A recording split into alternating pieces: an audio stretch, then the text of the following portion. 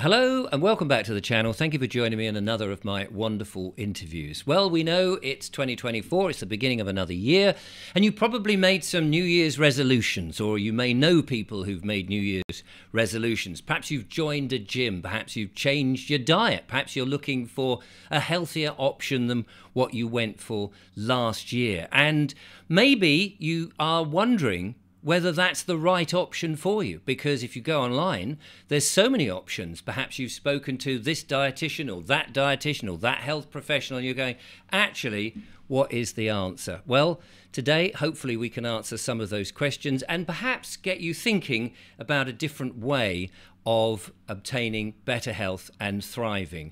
Now, on the show, towards the end of last year, I had a lovely couple, Jeremy Ayres and Graeme Norbury, join me to talk about their 90-day challenge. They're back, but not only to talk about that, but also about the many other sort of things that we need to talk about, plant-based against meat-based diets, for example.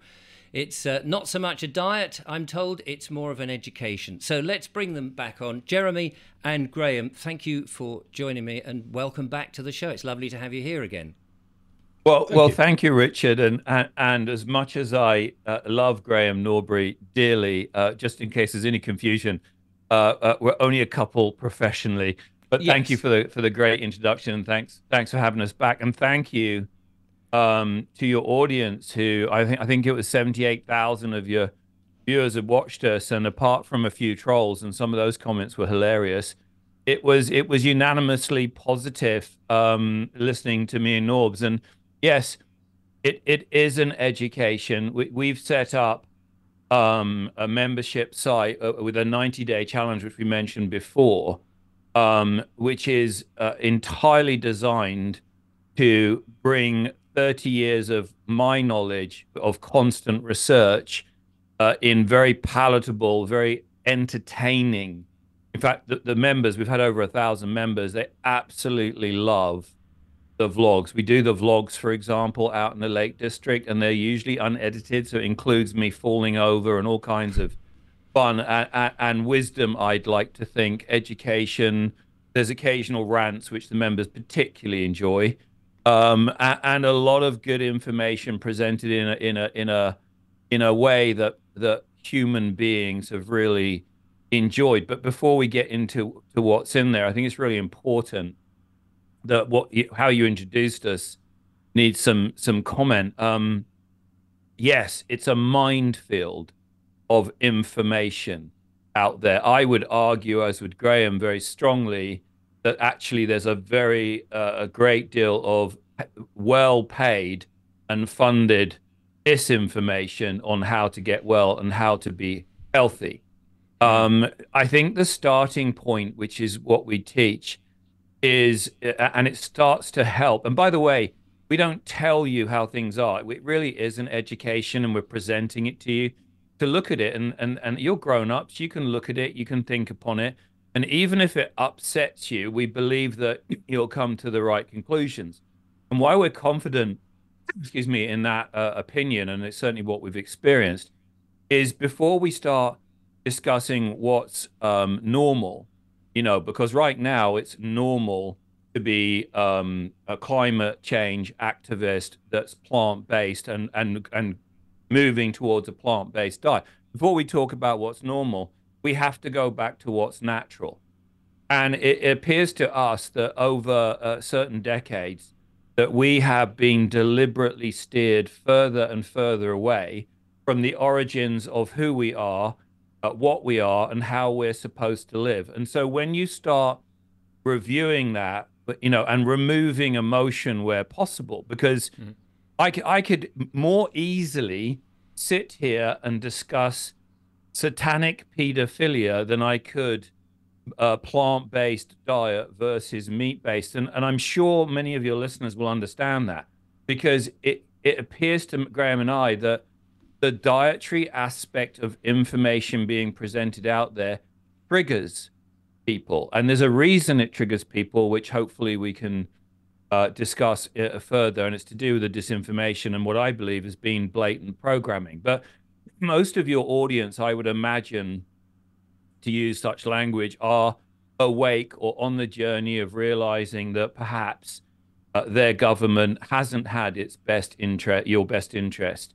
And yet they seem to be, many of them, at least in our experience, the so-called truth community, awake community, whatever you want to call it, they seem to have uh, uh, fallen that the dietary advice of the World Economic Forum, the World Health Organization, and indeed probably your government is correct. And by the way, our protocol, my protocol, 30 years of my work and what we teach isn't just diet. It is so much more that we'll discuss. But the dietary aspect is, of course, critical because we appear to be the only animal left on this planet or whatever it is that doesn't know what to eat. So we're going to have to take the elephant in the room, shake it around a little bit and discuss that. Right. I mean, one of the things that we have, as you say, with the government and the advertising and big interest, vested interest, is that we have been pushed into convenience because of time, the lack of time to cook, knowing what to cook and all of that. And, you know, things come in boxes, brightly coloured, nicely printed, shove it in a microwave, and apparently that's sufficient. Yes, well, I mean, I'll hand to Graham and Norbs because he loves this subject, but essentially, we're in such a time in the world where we actually have to discuss with people what is food and Right. what is feed. And that's the word that we choose to use. And I mean, processed food, the two words shouldn't really go together. I mean, I think it was 10 years ago, I think it was in America, excuse me, but it could have well have been in a London where they asked young children where milk came from, and they said the supermarket. Not that milk is the milk that I drank or my grandfather drank or your grandfather drank.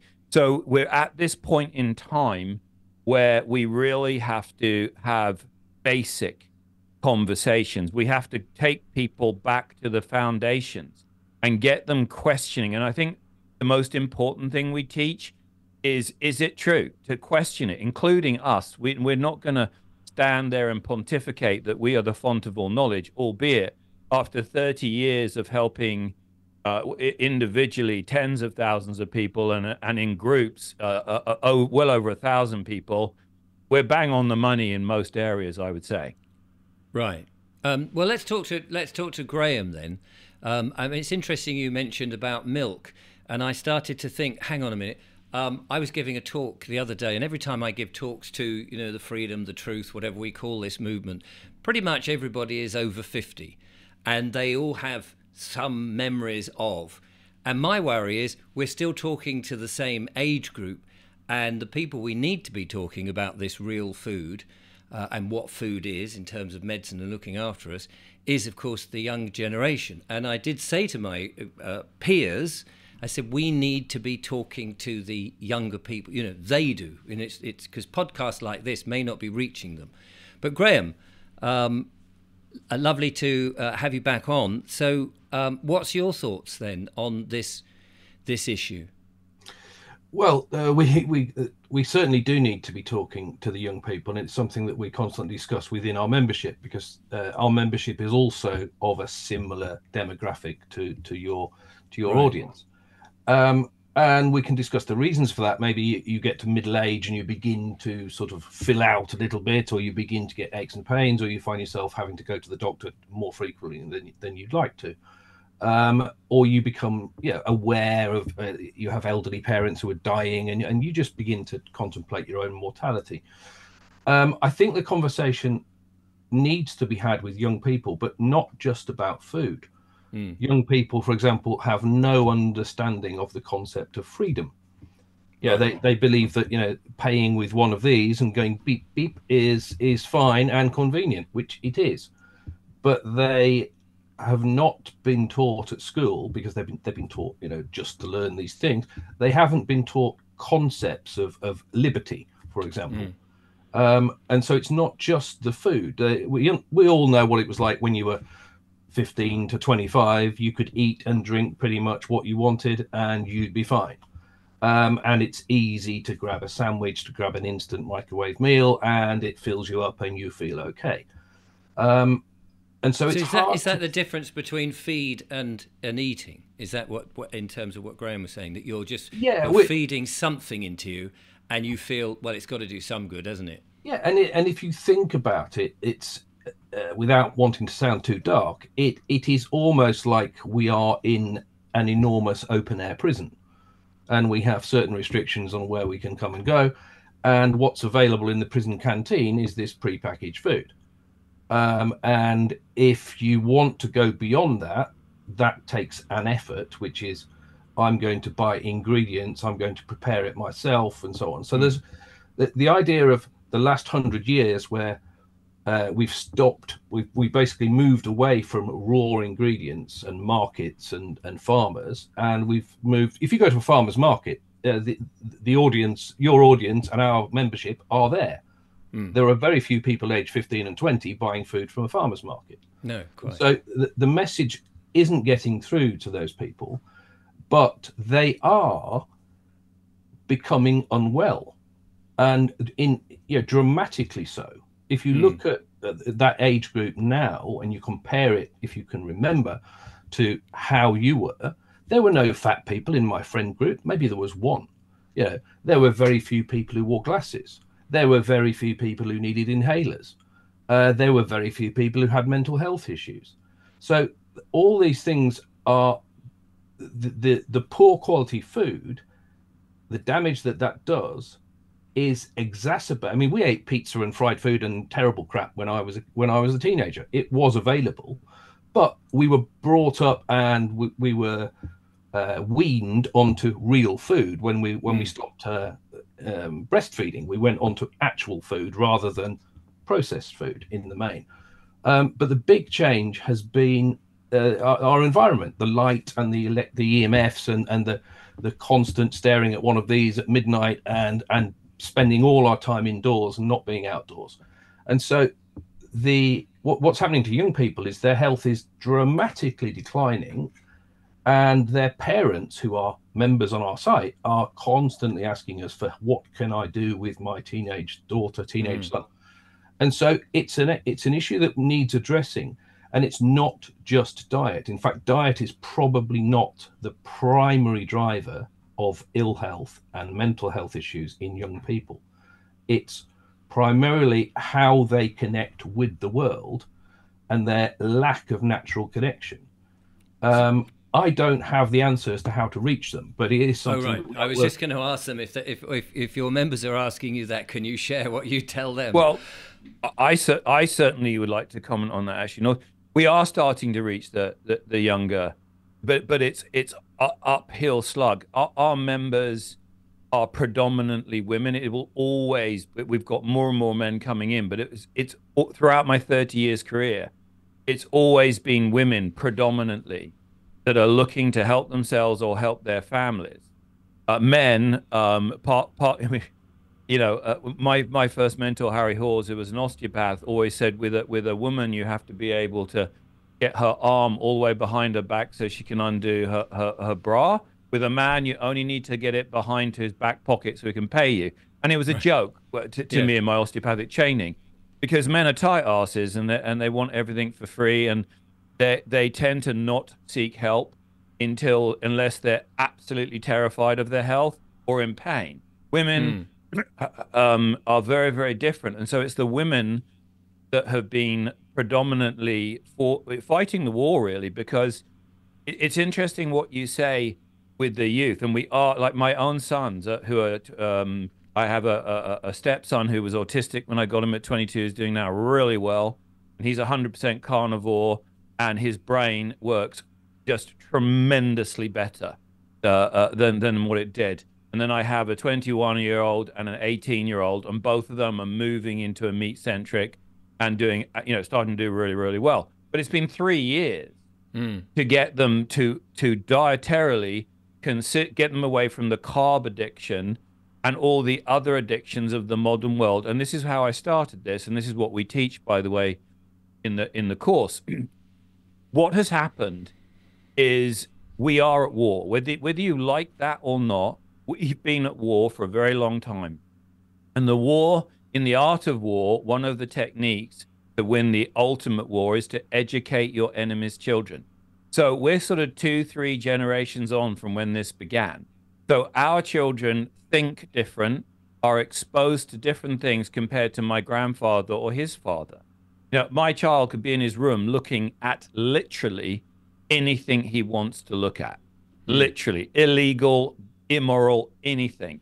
And then the other aspect, so that's very attractive to a young mind. The other aspect, excuse me, is the dopamine.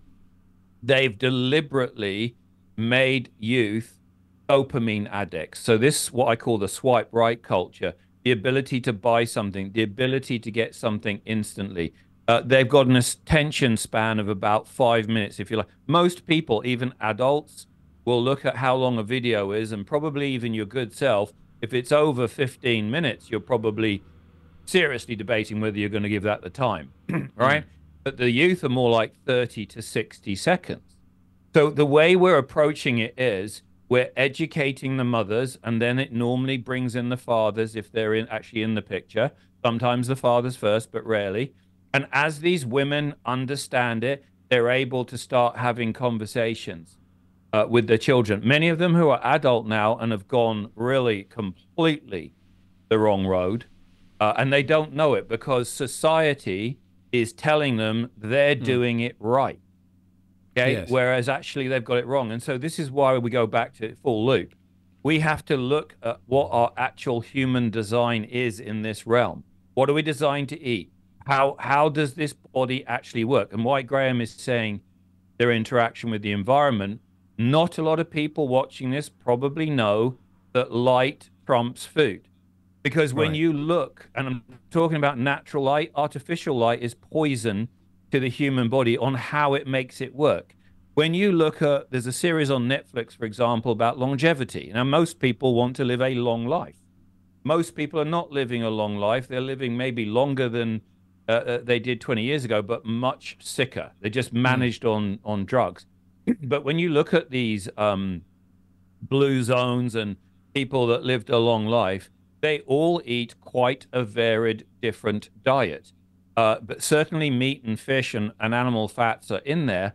But the defining thing is they all live or work outside. They all have good relationships. That doesn't mean they don't argue or fall out or and have certainly been through some incredibly challenging times. But they have this attitude, this old-fashioned, mature attitude of it'll be all right. It'll work. A solution will present itself.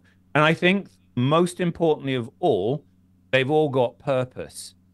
So it's when they lose purpose. And I saw this with my own mother's demise, who passed last year, although the certain, intervention didn't help. Interventions definitely expedited her demise. But my mother has been a lifelong mother, mothering everybody, beautifully mothering everybody. And she was mothering my father, to be honest. There were more, not husband and wife, there were more, that sort of looked after man, until he went into a dementia home, also helped along by certain interventions. And she was gone within 3 to 4 months because she sat at home with no purpose.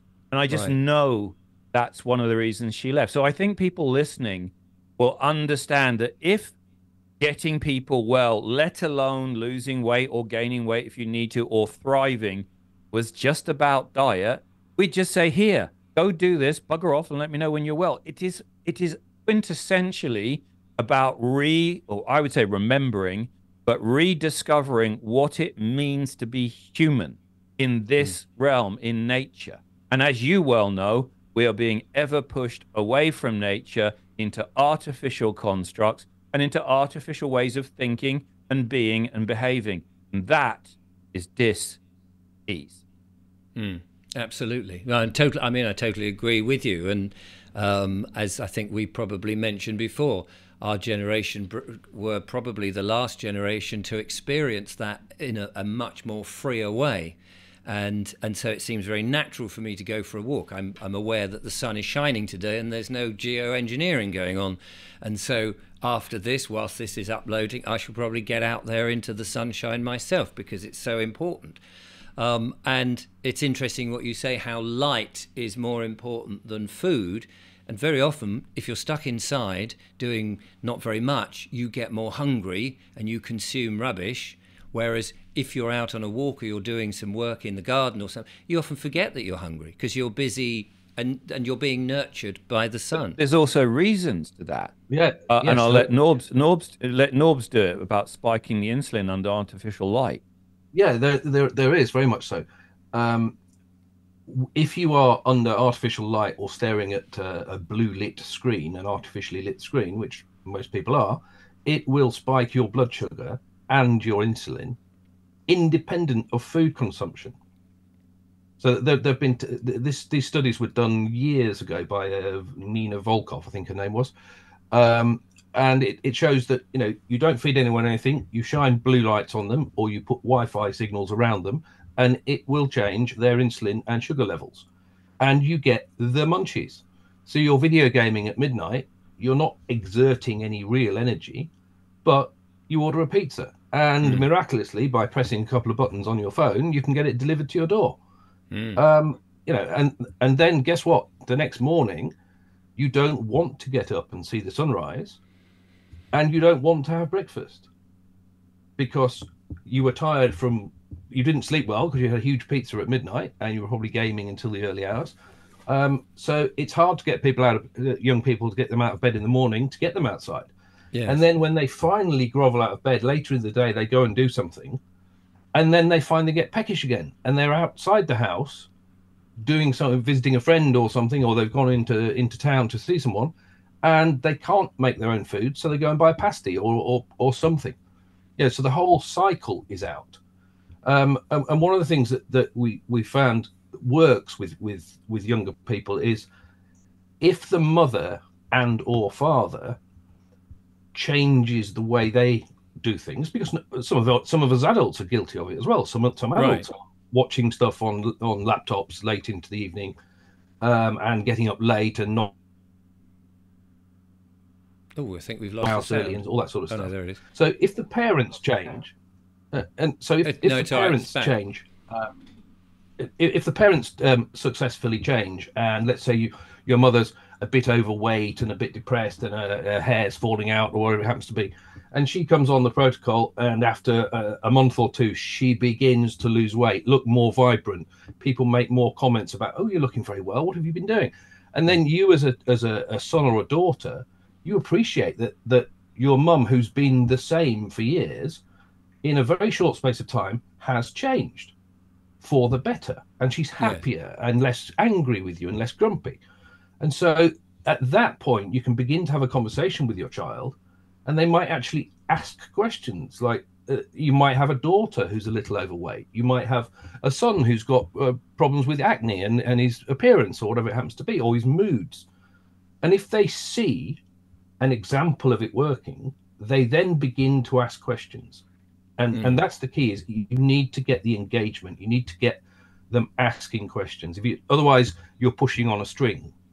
Yeah. If I can interject there, Norbs, one of the examples that we give to parents, and I've certainly done it with my own boys, is we discuss that people have been brainwashed and programmed, even as far as spells. And one of the things we teach in the membership is Pavlov's dogs, which is a Russian scientist who you may know about, that wanted to know whether he could manipulate the autonomic nervous system, i.e. the unconscious nervous system that's operating without conscious thought. And he basically rang a bell every time he fed these German shepherds. And within a relatively short time, weeks, he could ring the bell and they would salivate. Now, you tell a teenager that and they go, yeah, and they read, it doesn't click how important and how manipulative that is. But when I do this to them, pretty much everybody listening to this now has thought McDonald's. And thanks for the advertisement. Right. And you can do that with a teenager and then talk about Pavlov's dog and saying, introduce to them that your thoughts are probably not yours because they think they want McDonald's or they think they want this. Yes. The level of manipulation that has been used that we can break spells pretty darn quickly. At least whenever you hear it again, even if you go off and still eat that crap, right? Because it is utter crap. And if you're in any doubt of it's crap, go and look how long McDonald's hamburgers have been kept, not in a fridge, like up to 10, 15 years, and they haven't rotted, right? So they're obviously not food.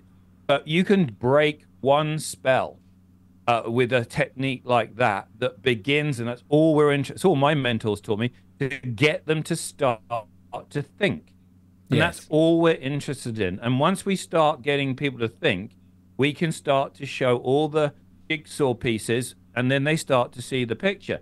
Now you're in a true position of power, because if you want to continue being ill and think you're just bad luck, bad cards, bad genes, fine. But once you've been through what we've taught you, you'll never again. You can still go on and live. You're a grown-up. Do what you want. But never again will you be able to move forward not thinking that it's just bad luck. Yes. I mean, it's very interesting you say that about the sonic that they use. I mean, I used to work for a company when I used to do corporate videos, and they would have, it was clients for radio stations, and so they were talking about having a sonic thing in their advert so that you heard it and it was more powerful than the words. And of course, it's the old adage that if you can make somebody else think it's their idea, that your idea is their idea, they'll be enthusiastic and go and do it. Exactly. And that seems to me exactly what you've just described. Well, there's a documentary series that everyone should watch. It's fairly long, so you might want to do it in bits, called The Century of Self. And it is all about, I think it was Sigmund Freud's nephew, I think, from memory. But it was all about how to manipulate. Modern advertising is how to manipulate people into doing what you want and not what they want, but then thinking it's what they want. Absolutely. And of course, what adult out there is going to go, of course I'm manipulated and my thought? They're not going to do it until you start questioning it. And you're talking about old school advertising, whereas we know that the sonic thing works, but what works even better is something visual, and it can even be a fraction of a second. There are studies done in cinemas in the US where they literally, a fraction of a second, the word Coca-Cola appeared on the screen, or popcorn or something like that, to the point that it was not actually visible to Subliminal. the conscious eye. And sales of popcorn and Coca-Cola went through the roof with just a flash. So can you imagine the level, and that was 60, 70 years ago, probably. Can you imagine the level of sophistication that they have now with the technologies that they have now?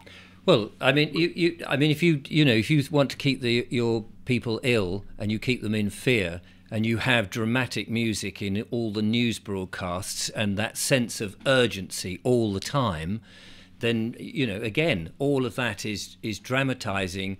Even if it's not terribly urgent, it sounds urgent, and it's like, oh my God, Mrs. Miggs' cat's up a tree, because it sounds so dramatic, as if there's an actual earthquake at the end of the road. Well, we do know that during the last 3 years, even though there was no sort of unusual illness that was causing the problems, we do know that one of the largest drivers of ill health and ultimately demise was loneliness and fear. And so, what do we have with people today? With the way we're encouraged to be alone. We're encouraged to be frightened of things, and we're not encouraged to meet up in informal groups face to face, where you actually can see and feel people, genuinely feel people. And so the whole structure of our society is clearly designed to keep us unwell. And then when people, if people, like this time of year, they go, I'm going to make some changes to my life, this is going to be the year I'm going to do it, they then resort to searching for information on the internet, which is incredibly polluted, and they will get sucked back into the matrix system of go and consult your doctor for this, and if this is happening. And this is what we see with people of all ages. They then get sucked into the current medical paradigm, which has demonstrably failed with these type of issues. And they get medicated so they feel slightly better in the short term, and that's just more toxins for your body to deal with and more issues. And so this is another part of our program, which is, looking at the toxicity of your life and removing the toxins. And it's not just food, it's cleaning products, it's tell us, I mean, just tell us then, what are the toxins that we are in danger of thinking are okay that actually are impacting us? Jeremy, do you want to take that one? Yes. Okay. So before I go there, because something very important was said about fear, because in Chinese medicine, any chronic illness that manifests that a doctor could diagnose, a medical doctor, fear has been in the picture for at least 2 years. And in Chinese medicine, fear is the water element because they have 5 elements. And you are mostly water. So you could, in a more Western way, say you are in a state of dehydration, at least cellular dehydration. And what this also means, fear is also well connected with calcium. And calcium is the great contractor. You have magnesium is the great relaxer, calcium the great contractor, and these are synergistic. They move in and out. So when you put people, I said earlier, they know what they're doing. When you put people into a state of fear, which is their main weapon, there's constant fear in the Western world. You actually hold more calcium inside the cell. It's meant to move in and move out. It's meant to be about 30, 50,000 times more outside the cell. When it stays in the cell, you get a contraction. And you also get a water imbalance between inside the cell and outside the cell. That is actually what cellular dehydration is. And so that person has moved into a state of dis-ease. It may not have manifested into a symptom yet or into something that can be diagnosed, but the cell and the body is in a state of contract. Think about it in a more obvious sense. Imagine you suddenly are frightened or a frightened animal. What do? They freeze. They contract. So that is essentially a state or a level of the state the body goes into. And if it's contracted, the movement of fluids, again back to water, are constricted. So everything starts to slow down, become more stagnated in some areas more than others. And that's the toxicity that starts to build up, because it could be just metabolic toxicity. Of course, nowadays it isn't. It is chemicals, colorants, pesticides, it is all those known things. Fresh air. Oh my God, air fresheners. I mean, are we that stupid? Plug in air fresheners. Fresh air is, well, it should be opening the window, but there's all forms of pollutions. But here's the thing. Your body is amazing at taking in these things, breaking them down and excreting them, unless you're in a contracted state and a stagnated state. And so the body is less able to break them down and remove them. So what's its other option? There's 2 options. Throw up a fever and sweats and things to try and, or maybe in your case, find other channels out of your body at an emergency rate, or store it. Now, when it stores it, think of any named problem that has got a growth element to it. And basically, that's what the body's doing. Your body doesn't know how to work against you. It's just not made that way. So when we get to being sick, in the sense that a true doctor, certainly a Chinese doctors, can see you're ill or in disease years before an allopathic doctor can. But when you get to an allopathic doctor stage, you're already a long, long way down this road. And to go to a GP or a doctor is potentially the worst thing you could do. In my opinion, certainly in Graham Atkinson, the Red Pill pharmacist who you're going to interview, is a beautiful man that we work with very closely now. The only time to go to a doctor is if you've got a broken leg, you're bleeding, trauma, physical trauma, and where they can often be brilliant. After that, it's really not a great idea in my 30 years of experience. And when I take case histories, Richard, what you see is people don't normally get on the internet, Graham. They normally go to a GP or a medical doctor or whatever it is, and they have a course of quote-unquote treatment. And if it goes away, it doesn't mean you're healed. It's very often pushed it into a different realm, because you'll see the disease progresses into more serious things. And that's when they normally end up at my door. life-threatening, chronic, autoimmune, serious. And when you take the case history, you see so clearly. And we give it back to them, and they see that how they got there and how they need to turn around and come back. So rather than talking about specific toxicity, which the body can deal with amazing amounts, let us more talk about the philosophy and understanding of what's preventing the body, you know, looking after you in the first place. Yes, I just was interested purely because there's so many things that we do take for granted. I mean, we know water has got potential damaging chemicals in it unless we take action, and we know that the air is being sprayed and things like that. But you mentioned things like air freshener and body sprays, shampoo, soap, and all those things that people almost use without even knowing they're using them because it's so habitual. And I think that's go on. Here's a perfect example, because 3 weeks ago I have a large contingency of Mexican clients in Chicago after I helped a non-verbal autistic Mexican girl about 5 years ago who now won't shut up talking. And the family loved me so much, they've recommended me to just about every Mexican in Chicago. So a chap wrote to me that his daughter was having terrible cough issues. She's 11 years old. And of course, they'd gone to the doctors and they'd been given antibiotics and inhalers.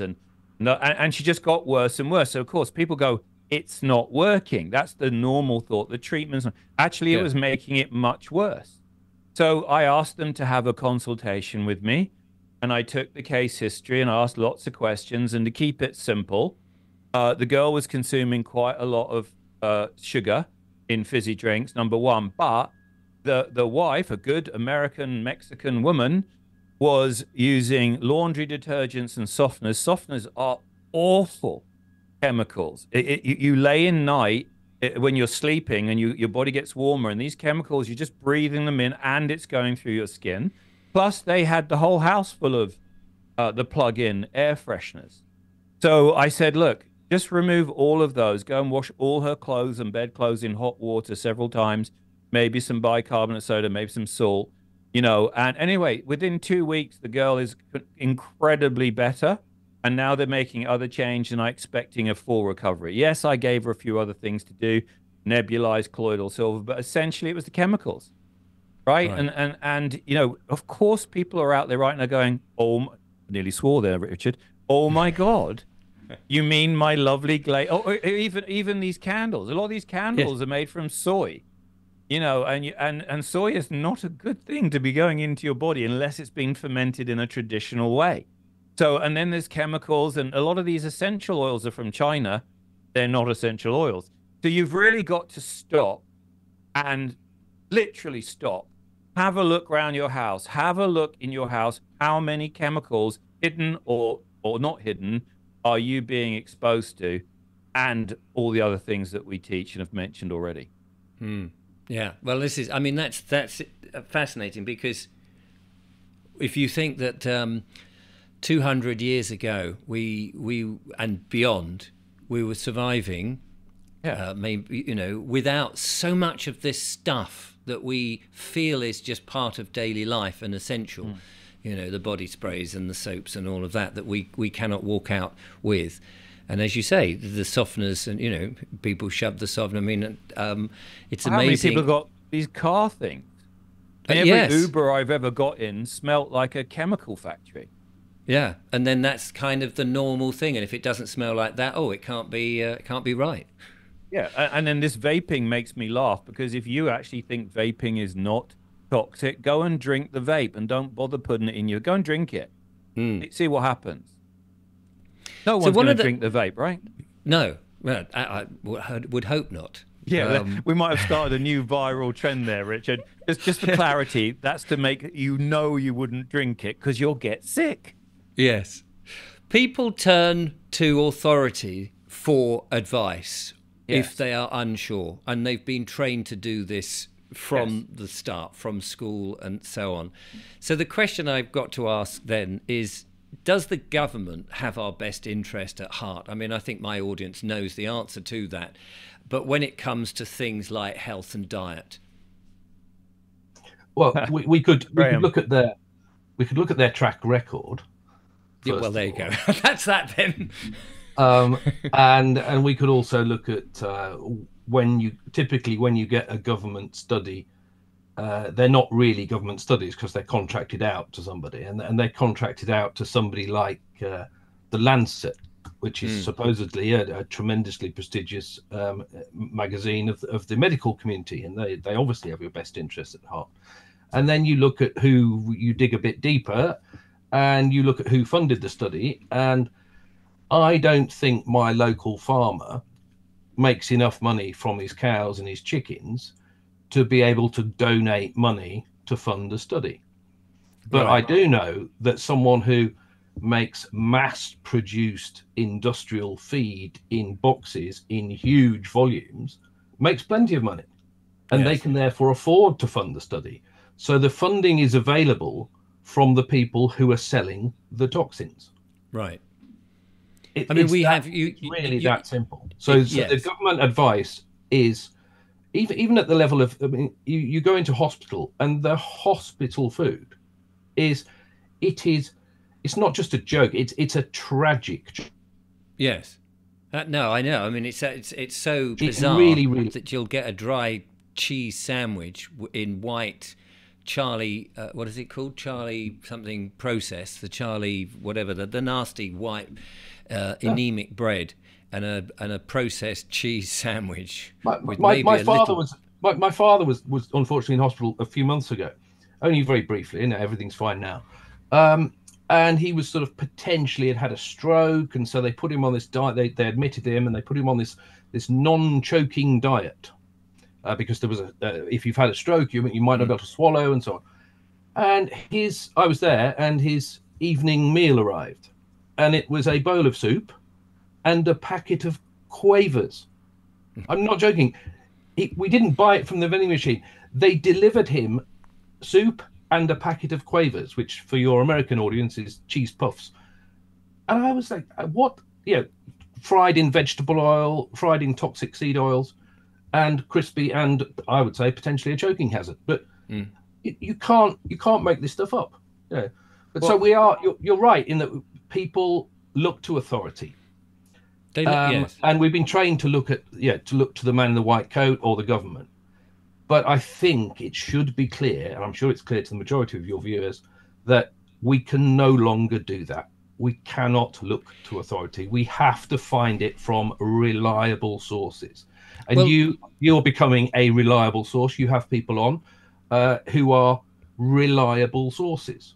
Because I mean, I always say the audience have got to do their own due diligence, because I put people on. I give them the opportunity to say what they are, and I get a lot of pushback from, not a lot. I get some pushback from people saying, "Oh, you shouldn't have had that person on because they've said this, this, and this." And I say, "Well, you don't have to do it. You don't have to follow what they say. Just open your mind and consider it, but you do your own due diligence." But if I hadn't put that person on, you wouldn't know about that, and you may go, "Oh, I don't want to touch that with a barge pole." Fair enough. But you may also want to investigate further. And this is a really important point, because when we did what turned out to be 28 or 29, what we call Convid broadcast, starting in March 2022, where historically we've been stamped as correct ahead of almost everyone in the world on seeing what's going on and making very important comment. But one of the main things we continually pointed out in every broadcast was what we're fighting for is the right for people to talk about anything they want and disagree. And guess what? Maybe even being wrong. The culture that's been fostered is, "Oh my God, how dare you even question?" And B, "Oh my God, you're wrong." So that's what the government's doing. I just wanted to bring up an interesting study that's just come out. You talk about authority, and I don't have issue with authority once it's earned its stripes. But as Graeme and the world should see, the overriding evidence is that governments continue to get things wrong, and so does medicine. I mean, look, ask anyone in the world, in your country, is the health of the nation in the last 50 years better or worse? I mean, You know, ask anyone, do you trust politicians? Even if they're not awake, they're going to go, no. My mum said, how do you know when a politician's lying? Their mouth moves. This is the basis, I think, of most people. But anyway, back to your point.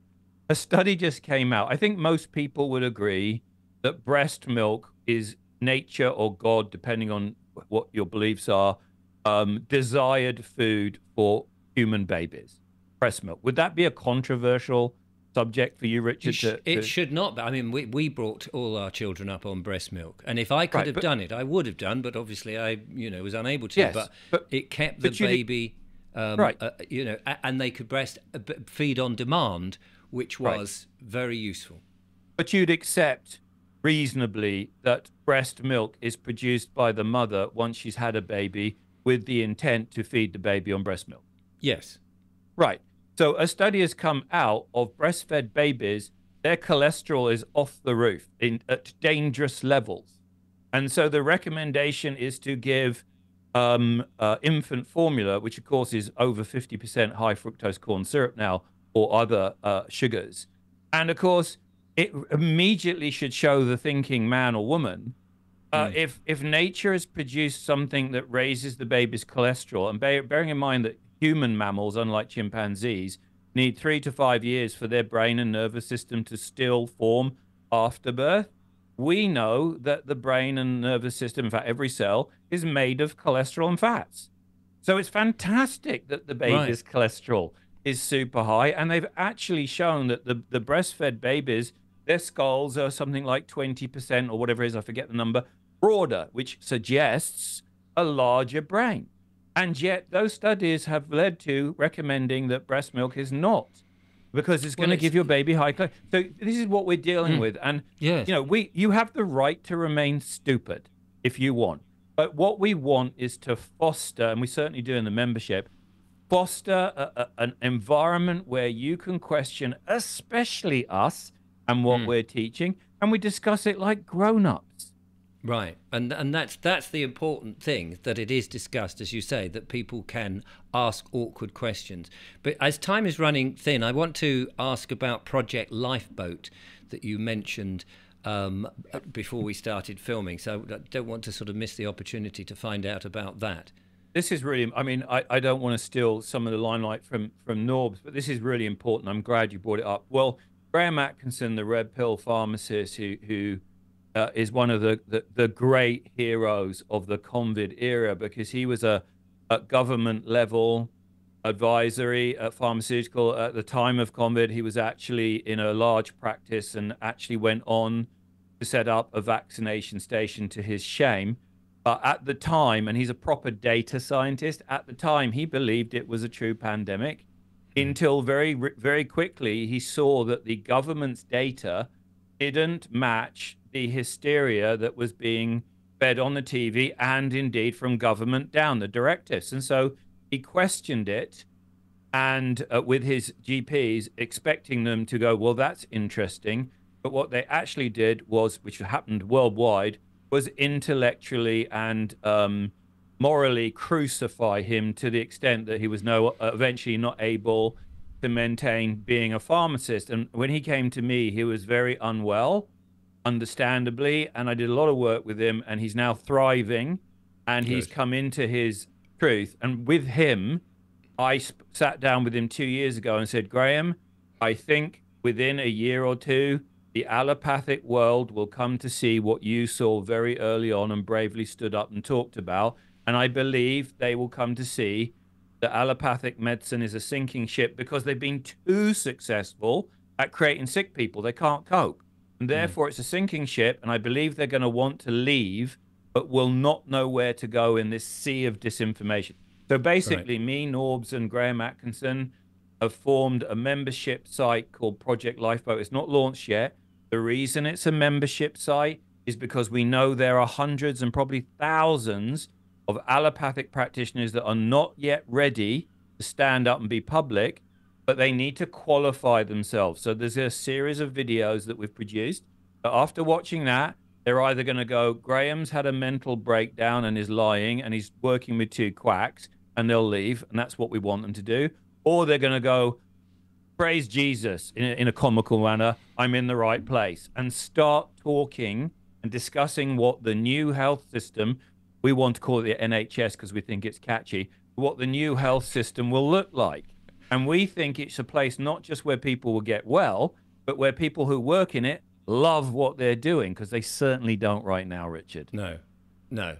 And you know, we all need work that is something that we can thrive in and contribute to, because it makes us want to go there. And especially if you're seeing people getting better instead of deteriorating, as so many people in the NHS at the moment are seeing, and for some reason perhaps can't see the picture, then that sounds great. So we've got a few more minutes before we wind up. Is there any areas that you want to specifically address or talk about before we disappear? We know you've got your 90-day challenge, of course, which we spoke about before, and all the links and all of that. I mean, I've got written down here plant-based versus meat-based diet. There's confusion on that. Yeah, I'll let Norbs close in a minute, but what I want people to understand is, because some of the critics go, oh my God, they're charging money, which is essentially less than or just over $1 a day or 80p a day, for goodness sake. But yes, we charge money because guess what? We need to make a living, and we have some staff and things, and we need to pay them. But we've put out years and years of free content, and which is why we're banned from YouTube and Facebook and what have you. And so we had to do our own platform. But also what I found through 30 years is when I give something for free to people, albeit they deserve it, they don't do it. And when they pay some money, they do it. And guess what me and Norbs want? We want to get rid of you. And the only way to get rid of you is you succeeding, because then you don't need us. And that's what we're after. And if you were a bastard, and sorry for swearing on your show, you could come in and binge watch everything we've done, take the protocol, and on the 29th day, get your money back and leave with a middle finger to me and Norbs. Good luck to you, because if you use it, it's going to help you. Norbs? Yeah, just to touching on the plant-based versus meat thing. We could get into hour-long debate with this. The simple way of looking at it is all the global people, the globalists, the governments are all pushing you towards plant-based, meat-free Fridays, meat-free canteens, all that type of thing. So if you're here listening to Richard, chances are you already think that the government is misleading you and that some globalist forces don't have your best interests at heart. So if they're pushing plant-based and they're trying to minimize meat production and meat consumption, then have a think about that. Which answer is likely to be correct? Is plant-based better for you, or is animal fat-based better for you? The answer should be obvious. But it does trigger people, and they go, oh my God, the poor animals. And often they go, oh my God, the poor animals, because they watched a lot of Walt Disney films where the animals are anthropomorphized, and we feel sorry for the poor animal that dies. Yes. This story's been going on a long time. Yeah. How do we weaken people? When kids used to grow up on farms, they'd watch the father or the grandfather killing chickens. Then they'd delight in the fact that it was a delicious meal. You know, they're fox hunting, they're shooting rabbits, they're shooting rats. That they're using stoats to flush out. I mean, I read a lot of the old books on farming and how they used to do stuff, and you think, gosh, that would not go down well with the sensibilities of so many people today. But they had to do it. But our sensibilities have been deliberately shifted so that we do consume. And there's at least two prongs to this. One is the plant-based packaged food is vastly more profitable, and it weakens us as people. And so we become easier to control. It's really that simple. But here's the thing. The majority of the people that have joined our protocol were plant-based, or at least had tried plant-based in order to try to fix their issues. And they came in and they went, oh, you're suggesting I should eat some meat. I'm not so sure about that. And there's a lot of discussions and some people backwards and forwards. And we make the case and we talk them through it, and we can have we've got all sorts of videos within the membership where we take them through this. But the truth is that the vast majority were plant-based, They're now with us and they're now thriving, or they've left because they fixed themselves. And so the proof is in there. And I'd also like to say, while I'm still here, that the other reason why people fail at this time of year, they take out a New Year's resolution. They fail because they don't have the support of maybe their family members or their friends, which is why things like Weight Watchers are popular, because you're there with a community. Weight Watchers, of course, is sponsored by Big Food, and they therefore try to get you to eat packaged crap as a treat. I mean, ultimately, they take you down the wrong route, and it doesn't work. Yes. But there is a communal aspect to it, and that's what we have replicated that very successfully within our membership. So you will have people that you can lean on for support. There are people you can ask questions. You go, how do I deal with this because my husband isn't on board, or I have to cook food for my family, I have to do this, that, and the other. So there's an enormous amount of, literally dozens of people who have experienced what we've been teaching. They've been with us for months, and they want to give back to the community, and they are there to help you get through it and to succeed, because there's no point in starting something if the chances of success are low. We believe the chances of success are very high with the support that we have in the community. Yes. The links below. Yeah, absolutely. Well, tell me what the link is, because sometimes YouTube takes the link out, and then so it's always good to have it vocalized. Yeah. Well, I mean, of course, you put the link, and some people don't even know how to find that. You click the more or whatever it is on YouTube, and it expands Richard's description. But it's jeremyayres.com. And once you get onto jeremyayres.com, you can either go to the menu and click 90 days, or if you scroll down, I suggest you scroll down where the buttons are obvious, to click on the 90-day page, and it will take you to that. And you can read all the testimonials. There's many, many testimonials on there from real people, whether you believe it or not, they're real people. And then you can join. And then if you're not happy, quit, before the 30 days up and get your money back. But we've had, I think, 3 in about 2 years. And that was because they were absolutely adamant that the raw veganism was the way forward. And by the way, we have 3 to 4 dietary options. You can eat what you want, actually, if you're that adamant. But we make strong suggestions. But we have had plenty of people. It's not you must do this or bye-bye. Come and get educated, and then at the end of 90 days, I'm extremely confident you will love you'll see why the members love this protocol and what we do. Well, there you are. Ladies and gentlemen, it's lovely to have both Jeremy and Graeme back again to talk about this. And as you say, there's so many nuances on these things that we could talk. So I'm sure if I extend the invitation to come back in several months' time, it would be great. And because sometimes, like as I learned in the advertising industry when I was making corporate videos for these people, it's the drip message, and they use it on us. And sometimes we should use it for our benefit, just to remind you of the good things and how to thrive, which is what. And I remind you, we're giving you a complimentary membership, not for any other reason as just come in and see that we are genuine. Yeah. Yeah, and that's the thing, because I often get people say, "Oh, those people were crackpots, and these people are not true." And you shouldn't, as I said before, people question who I have on the show. Well, you don't have to watch. You can do your own due diligence and all the rest of it. And all I'm trying to do is elicit debate and offer a chance for people to explore new horizons, which we have done. So thank you, gentlemen. Thank you for coming back onto the show. Fascinating discussion as ever. So do check that out. jeremyayres.co.uk or .com? .com.